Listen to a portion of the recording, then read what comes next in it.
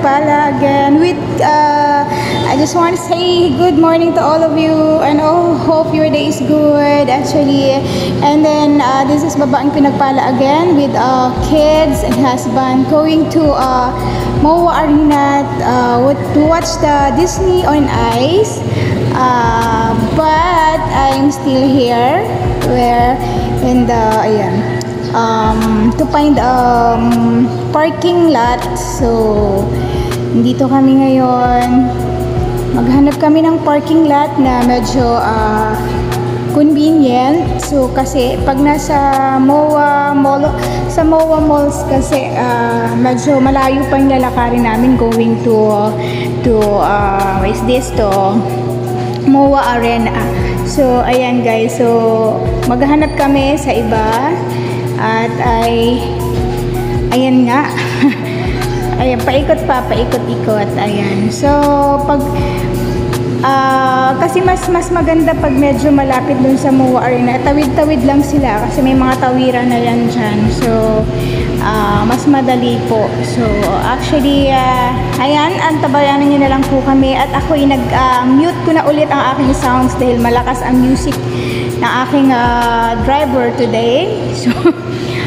So kailangan mute lang para wala po tayong copyright, para hindi po tayo mahirapan magbura ng copyright guys. Lalo sa video guys, mahirap po ang copyright music. Ayan, at tayo masa-strike ni Lolo at mapalo ulit sa mga alam niyo na yon, di ba? So guys, thank you. I hope you enjoy watching this one. At ito guys ay may continuation to. Kinat ko lang muna here sa pero may continuation to. So thank you so much guys for the support and love sa Babaeng Pinagpala. Actually, ito po ang building na yun ay NU po yan. Ayan, yung NU na school po kasi ay nabili po ng mga SM. Kaya ayan, ang ganda po ng building nila, diba? IKEA yung nasa tabi po. Ayan, yung malaking IKEA din po sa Pilipinas. Ayan po, big IKEA din po yan, sabi nila sa Asia. O, diba? So, another one building doon, NU pa rin po yan guys. Ang laki po ng facilities po ng mga taga-NU, di ba, si Shala. Ang ganda pa ng building nila. So, ayan. Ayan po ang simbahan. Ayan, pwede kayo mag-send. So, kami ay, papasok kami dito guys sa isang building ng NU. Doon kami magpa-park. Ayan po, ayan. Bumalik kami. Umikot. Tapos dito kami magpa-park guys. Tingnan natin kung maganda ang kanilang parking, di ba? Actually, so, ayan. Ayan na, papasok na kami. First time namin dito mag-park kasi lagi po kami nagpa-park ay sa SM Mall sa SM Mall mismo. Tapos mas convenient din po at nagpa-park din po kami sa what is this? Ayun, Conrad Manila po. Ayan, lagi kami doon nagpa-park.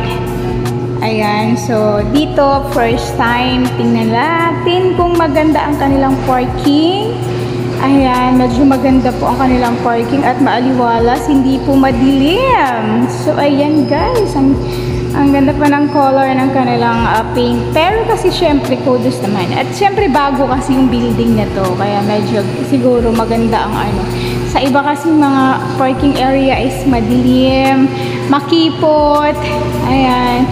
So, eto guys is maaliwalas siya. Look at the parking area is napakaaliwalas, napakaliwanag. So, ayan, maganda.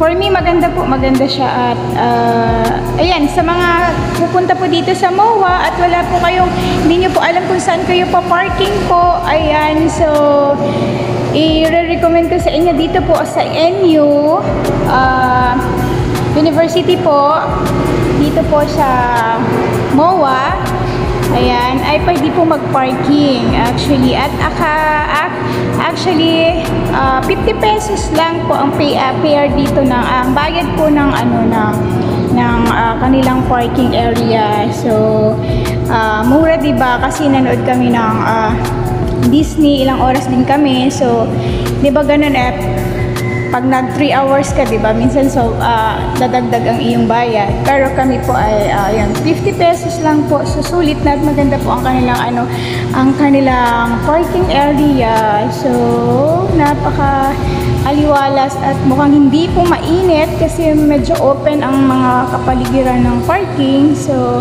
yun yung kagandahan. Hindi po siya masikip.